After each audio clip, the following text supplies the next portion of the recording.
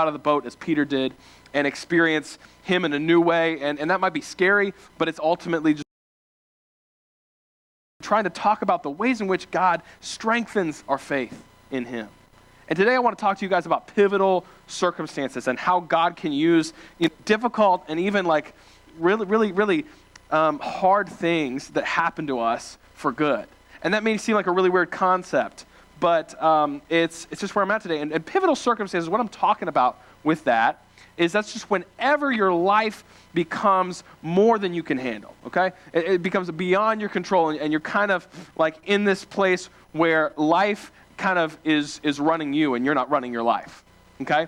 So little example, this road trip related, I just went on a trip, came back about like 2 months ago. The last stop we had was in Toronto, okay, huge city, and I'm from like small town, Ohio, USA, was not ready, okay? Like, I thought Dayton was big, all right? So I get to Toronto and I'm like, whoa, it was really cool. It was really cool. And we have this nice Airbnb condo thing. It was overlooking Lake Ontario, super cheap. Every time I go into Airbnb, like, I feel like I'm like in a Mission Impossible movie because like there's a QR code you've got to scan, and then you can get the lockbox and you put a piece of your DNA in there, and then it opens a garage fob, which then allows you to park, and then you can get it. It's like, that's what it was like. And so you have to turn it into a fun game in order to enjoy it, or else it's stressful. So we get in and we have a great night, and then we're coming down at the end of the day, me and Casey, and I'm rolling my little suitcase down the elevator. I guess it would be just kind of like this. It was just gonna be down. And so I get to where my car is at, and there's nothing there. And like, you ever get that feeling like in your stomach where like it feels like your organs fall out of your like gut, and like when you lose your keys, or like when you forget to pay the electric bill, or you forget it's your mom's birthday, and you're seeing her and you're like, oh yeah, happy birthday, I got you nothing. Like, that feeling is what I had, because I'm like, I know I parked my car here.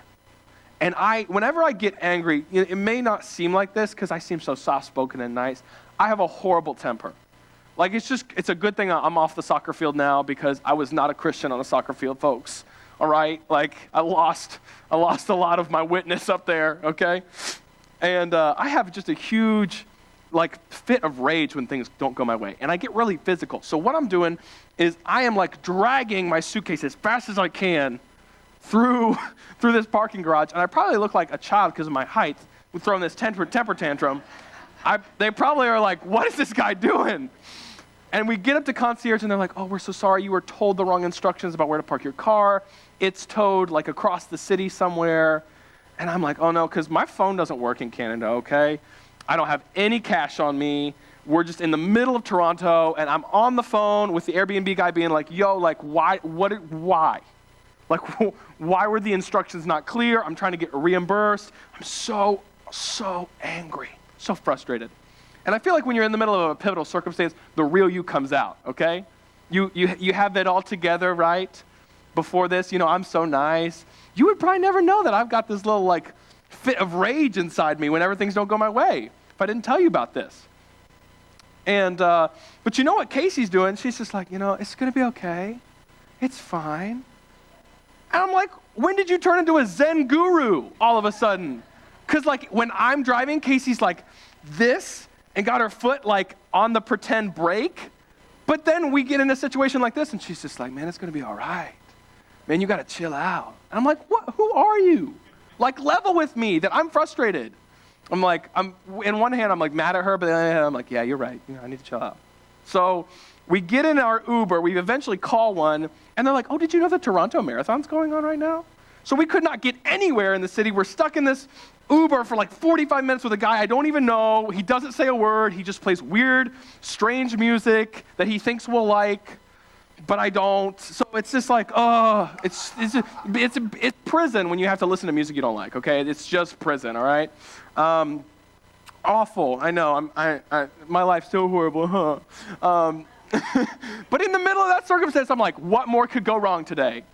And we get our car out, and we did get home, believe it or not. I did arrive back here in Dayton, and it was just like so frustrating and so overwhelming. And I don't know if you've been in a situation like that, either on a road trip or in your life, or maybe you're in the middle of one right now, where you feel like, okay, nothing else can go wrong right now. Like physically, everything is going wrong, right? Have you been there? You know, whether it's a relationship that is like you put a lot of hope into, and you're like, this is the person for me, this is going to be great.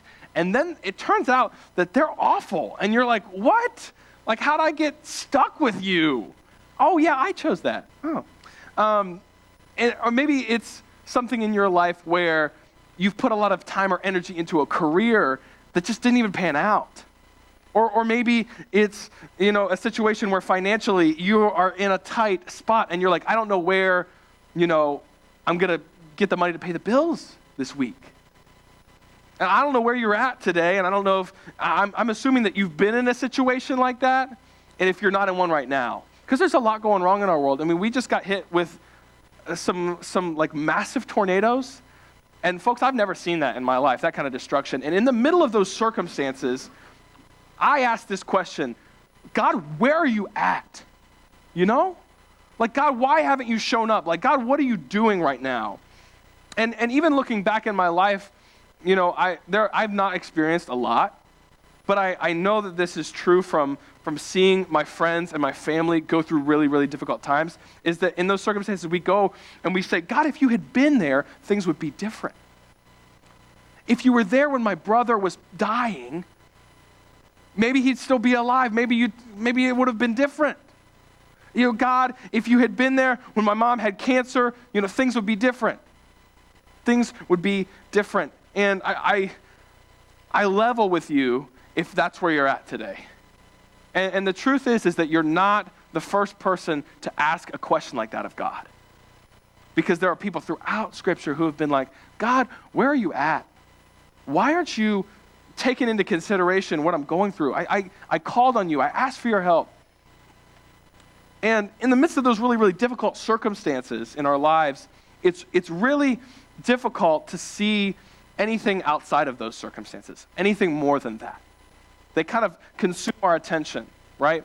They kind of take it all up. And I want to just go into the Scriptures today because, I believe, and the more I look into this, the more I'm convinced that our God is a God who does not look at our circumstances or our lives, even the things that we've done that are wrong, and go, that's useless. That's worthless. God is a God who can take even the stuff that seems really, really awful, that seems really wasteful and useless, and take them and turn them into something good. And I know that seems strange, but I want you to just check out this story with me. If you would, turn to John 11. And I want to give you a little context for what's going on here. Jesus is with his disciples. He's on this road trip. They're teaching, they're healing, they're doing all this stuff. And they get word, Mary and Martha, who are partners in their ministry, are like, hey, your friend Lazarus is on his deathbed. You need to come see him. And so they write to Jesus, and Jesus gets the letter, and he says, this is not going to end in death. He kind of makes this statement that's kind of really weird.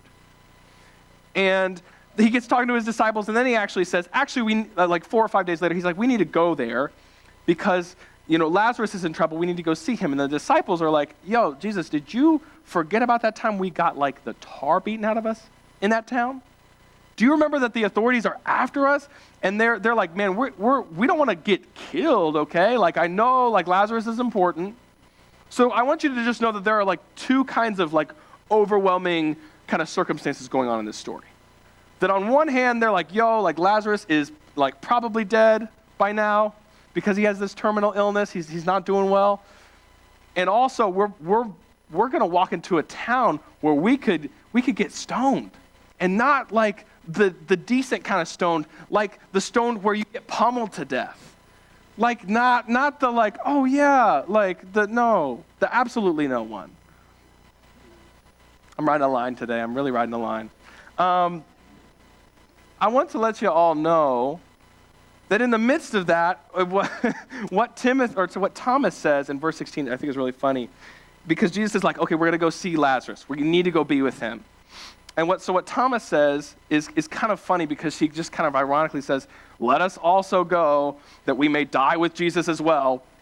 And he kind of is just like sarcastic, like, well, we're just going to go die in Bethany, this town, when we go see Lazarus because the authorities are going to come and put us in prison or beat us up or kill us. And so they're worried about this whole situation, and Jesus is worried about his friend. And so they're walking into this situation, and Jesus tells them right before they leave, hey, Lazarus is dead, actually, right now. I know this. And so at the beginning of the story, we're like, wait, like, didn't Jesus say, like, this wouldn't end in death? Like, wait, why didn't Jesus go to him and heal him, right? Jesus had the power, right? Like, why didn't he go take care of the situation?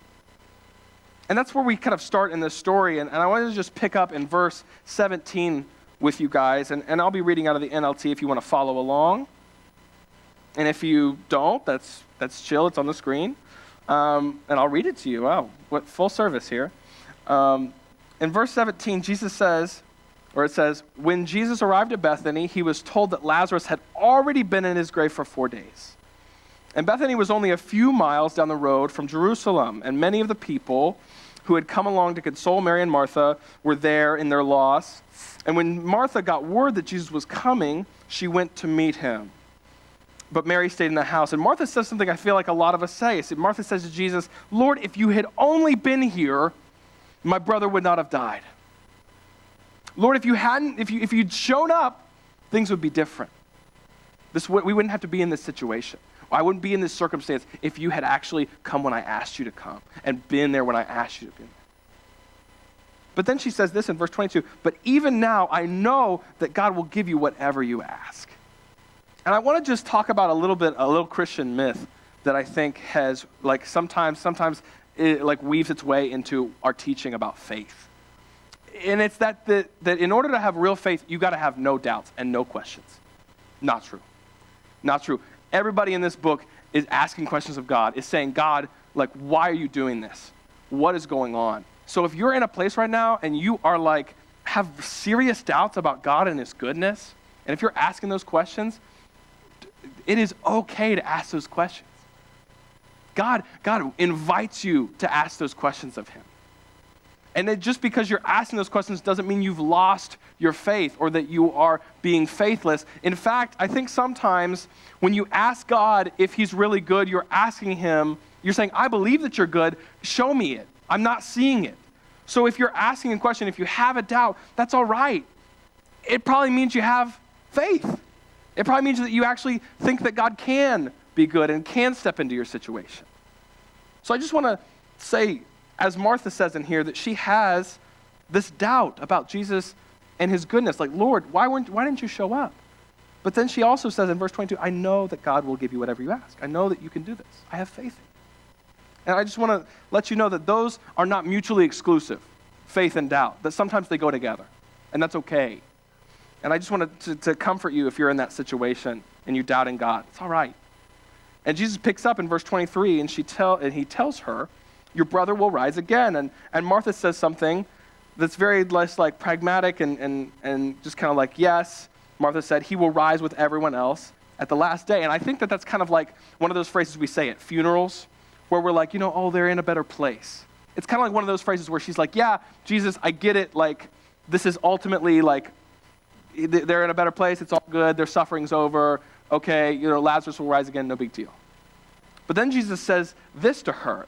In verse 25, he says, I am the resurrection and the life.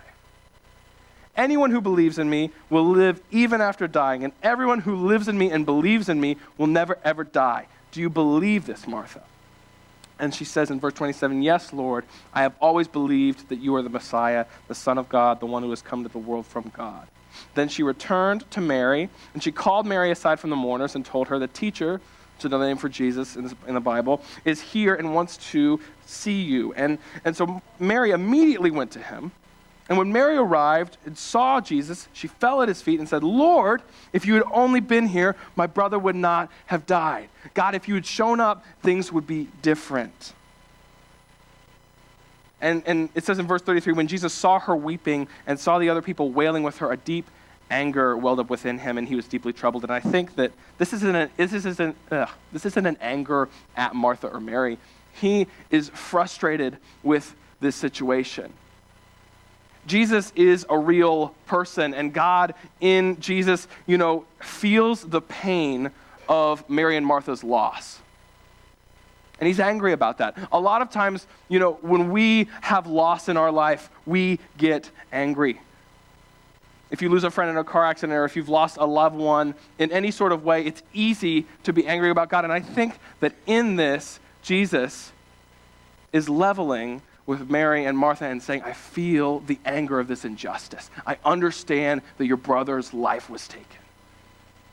And in verse 35, once they bring him to the place where Lazarus is buried, Jesus weeps.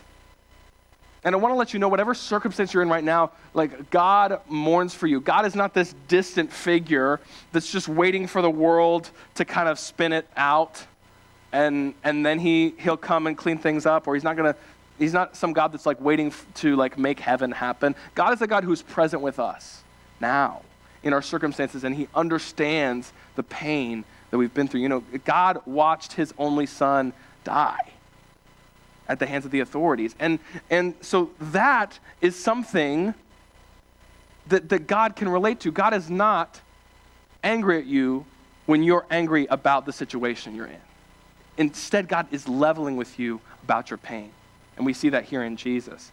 And in verse 36, to continue the story, the people who were standing nearby kind of asked the same question. They said, well, see how much he loved him. But some said, this man healed a blind man.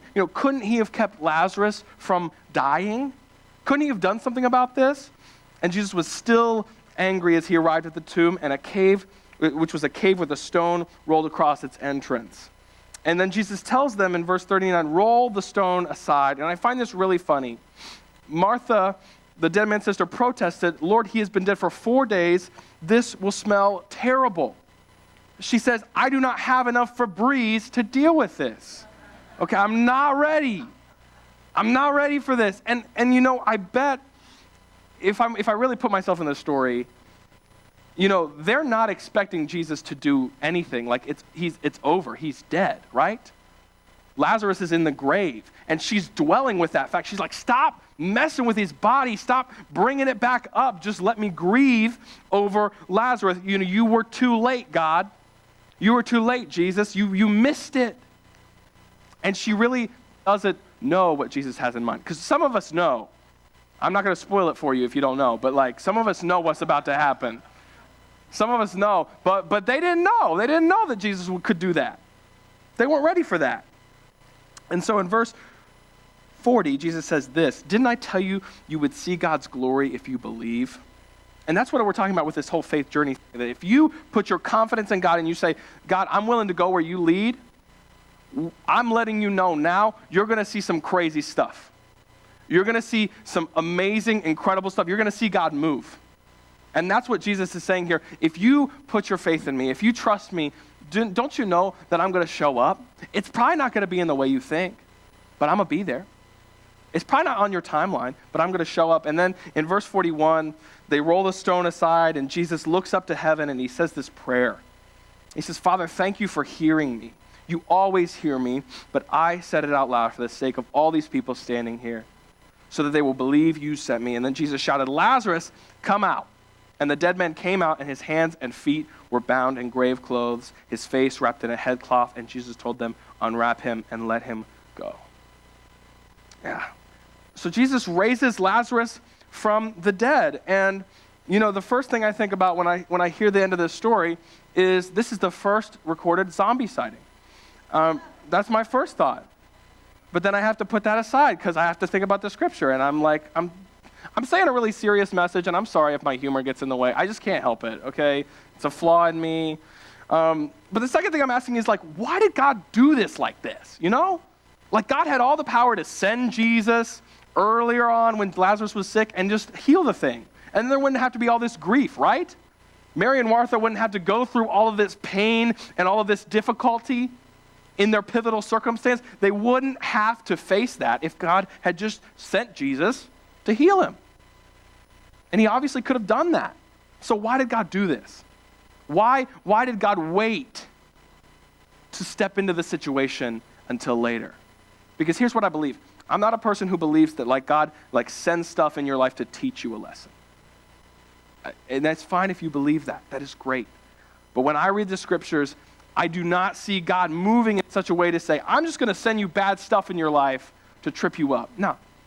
I see God taking a bad world that is full of evil and difficulty and hardship and pain and saying, what can I do with this bad circumstance? What can I do with this trouble, with this difficulty in this person's life? Because to God, it's not useless. Because God is more powerful than our circumstances. God is the one who is overseeing them and watching over them. He's not the one who started this mess in Lazarus' life. But I think God uses our most difficult circumstances to grow our faith. And that might seem really trite, and that might seem really like not very good or worthwhile. But this is what I'm thinking about, is that like when life is good, you can think anything you want, right? When life is good, it's really easy to think a lot of things that are really harmful. I think about this. I don't know if you've ever experienced this where you've been in a really difficult situation and someone has come up to you and said, everything happens for a reason. I mean, do you want to deck them? Because I sometimes want to deck those kind of people. And it's not that kind of idea is bad. It's just that when you're in the middle of a really difficult situation, you don't want to hear that. That's not helpful. And you can believe whatever you want in the good times. But when the rubber meets the road, that's when you figure out if you really believe that or not. When life is good, it's easy to be like, yeah, God's there, God's got my back. But when life is difficult, it seems like God's not there. And those are the testing times of our faith. It's kind of like this. How many of you would say that you kind of trust me? You don't have to raise your hand. I made the first service do that. It was a weird thing. Sorry. Don't raise your hand. If you trust me, I want you to answer this question, okay? If you trust me, would you come up here and like stand with your back to me and like do a trust fall with me? Would you do that? I would, I appreciate you. I appreciate you, Leanne. Thank you.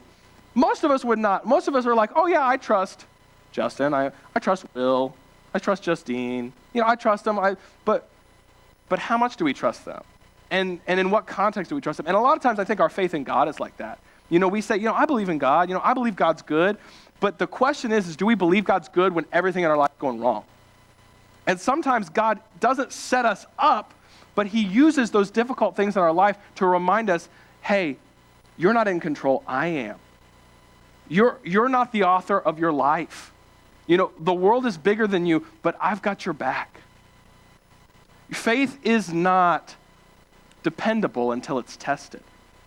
Faith isn't real and active and powerful until you've worked it out through difficult circumstances. Like we've talked about, faith is kind of like our muscles. Everybody has faith. Everybody trusts in something. But until you begin to work those out and put strain on that, you don't develop. It doesn't become useful. And this is what James says. This is how James talks about it in James 1:2-4. And he says something really, really weird in the first verse that's really hard for me to swallow. And he says, dear brothers and sisters, when troubles of any kind come your way, consider it an opportunity for great joy. An opportunity for great joy?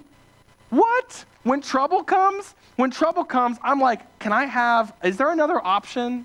Can I get out of this? God, can I have another one? And that's a lot of times what our prayers are to God. And I think those are great, fine prayers when we are like, God, get me out of this situation. God, please give me a new set of circumstances. And God wants you to pray that. God wants you to ask him to move into your situation. But sometimes, God is bigger than what we define as good and what we define as something good. And God can take the bad circumstances of our life and make it into something even more than he could have when we were in the good times. And maybe you're like, I don't know about that. But let's check out verse 45 of this passage. It says this in verse 45 of John 11. It says this, many of the people who were with Mary believed in Jesus when they saw this happen. And I think sometimes when God sees our life and God sees us in difficult circumstances, he goes, okay, how can I bring out the most good in this situation? How can I do this? And sometimes, this is my big point today, if you don't hear anything else, I think more often than not, I think God brings more good out of bad circumstances than was possible to come out of our comfort zone. I think that putting us in difficult circumstances develops us more than we are developed when we're in our comfort zone. And if you do any kind of athletic training, you know that this is true. If you stick in your comfort zone all the time and you never push yourself, you're not going to grow. And sometimes for our faith in God to grow, God needs to use those difficult times in our life to remind us that, hey, I've got your back, in order for that faith to become real. In order for that faith to grow. And I think about it like this. My story earlier about getting towed in Toronto. Like, would I wish that on anyone? Absolutely not. Would I go back there and want to do it? Absolutely not. But the road trip that I was on wasn't worthless. And I wouldn't want that erased from my life. Because you know what I learned in that situation? I learned that like Casey's got my back. And like Casey and I can get through anything. And the next time that we're going to face something like that, I know I can rely on her and trust her, and I know that we're stronger now because of that. And we look back and laugh. And I don't know if you've been in a circumstance like that, where you look back on it, and in the middle of it, it seemed awful. But now you're on the other side, and you can laugh about it. Or you see what God was trying to show you through that. Or you see something in it that ultimately turned out to be good. And folks, I feel really weird speaking to you about this, and I feel like I've spoke about this a couple times. It's weird how our sermon series line up, and I think God's dealing with me on something. Because I haven't lived what you lived through. I've had a pretty easy life. What I'm bringing you here is what I believe is the truth, and what I've seen in God do in other people's lives. Is that God does not look at any part of you, at any part of your life, and go, that's worthless, cut it out. We can't use it. No, God says to all of you in your life, that's useful. That's something that I can use. I'm powerful enough to do that. And sometimes we think, God being powerful is him taking us out of our circumstances. No, what's even more powerful is if God can take your bad circumstances and somehow make some good out of that. And with the amount of stuff we deal with in our world, we really need a God who can take us through difficult times and still bring something good out of it. And today, I cannot tell you that that's my experience, that I've somehow lived through that. But I watched my mom go through cancer, and I watched the good things that came out of that. And I look and I say, screw cancer. God's bigger than that. And God can transform that situation and He used it in our lives to make our family stronger, to witness to other people that my mom was in contact with, and now she ministers to people in a hospital. And she uses that experience to help people in their difficult circumstance see what God's doing. And so my hope in all of this today is that you would hear the heart of God, that God hasn't left you alone in this circumstance to rot. He hasn't put you in here to teach you a lesson, that He hasn't left you here to struggle, but that He also isn't a God who's locked into just pulling you out, that He could actually use this. And so I hope today that we walk away with an imagination that says, my God is much bigger than my circumstances. God is so much bigger than what I define as a good outcome. And I hope that we can, in the middle of our difficult times, I hope that we do what James says and consider it an opportunity for great joy, because we know God can use it. Because we know whatever we're going through, God will find a way, not in our timeline, not in our way, and kind of like Mary and Martha, when we get it at the end, it might stink. Because I don't think I think he did stink when he walked out of that tomb. He still had his burial stuff on. I don't think that everything was perfect. Don't get me wrong here. I'm not saying that God will just come in and make everything perfect at the end. I'm saying that our God is so much bigger than our circumstances. we had a Keller Williams conference here, and realtors, they have a language, they talk. I was running sound one day, and I was like, a little bit overwhelmed by everything. But they said one thing that caught on to me, and they said what you focus on expands. And I think sometimes we're in the middle of our circumstance, we're so focused on that's all we can see. And my prayer for us today is that God would widen our vision to see the whole picture. And that whatever you're going through right now, that God would meet you in there, that he would remind you that he will be with you, and that he will use that for good in your life. We know in Romans 8:28 it says this, that for those who are called according to his purpose and for those who love God, he is working out all things for the good. All things. And that takes faith. But I think that when we use that faith, it begins to grow. And it begins to become something that is not just a faith that is cute sayings or religious fluff or our parents' ideas about what God is, but it's actually something that helps us deal with our difficult circumstances. And I think that God uses pivotal circumstances to grow and mature our faith. And so what I'm calling you guys to do today is think about a moment in your life, or think about a time right now where you doubted God. What are you doubting God about right now? When Mary and Martha say, Lord, if you had only been there, it would be different, what comes to your mind? I want you to just think about that for a minute. Where are you at? Because, trust me, I would be lying to you if I said that I didn't have doubts about God up on the stage. So what are you wrestling with? And if you would stand with me, we're going to close in prayer, and I want you to take that doubt. And I want you to say, God, I want you to answer me.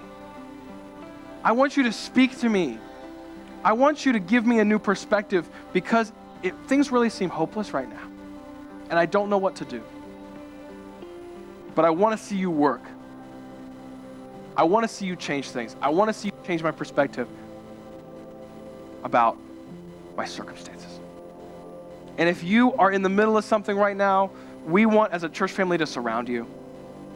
Mary and Martha had their friends with them, consoling them, comforting them in their time of grief. And we don't want to smother you, but we want to be there for you and support you in the midst of what you're going through. So our prayer team will be up here at the front. And if prayer team, would you come up? There are people who pray throughout the week for us, for you guys. And if you're in the midst of something and you need to talk to somebody, we're here. I'm here. So if you would, bow your heads with me, and we're just gonna pray through this. Lord, we live in a world that is really, really dark. And sometimes in life, it seems like everything's wrong.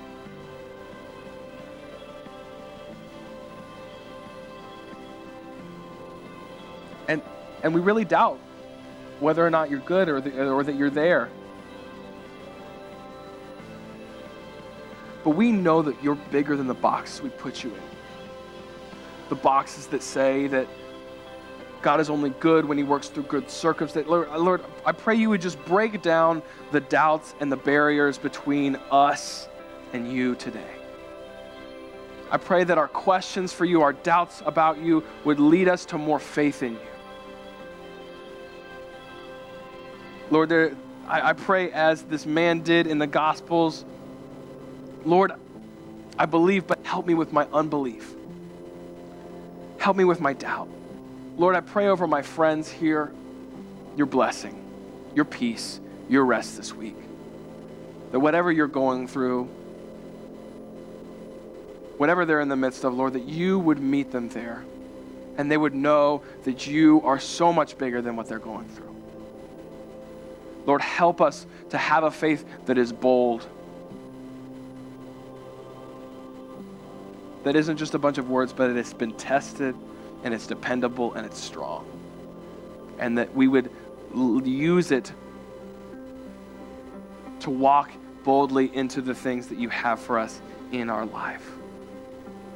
I thank you for my friends here today, Lord. I pray that you would go with us this week. It's in your name we pray. Amen. Thank you all. Like I said, if you need to, we're here to be with you, to pray with you. We will see you on the 4th, or we'll see you next Sunday.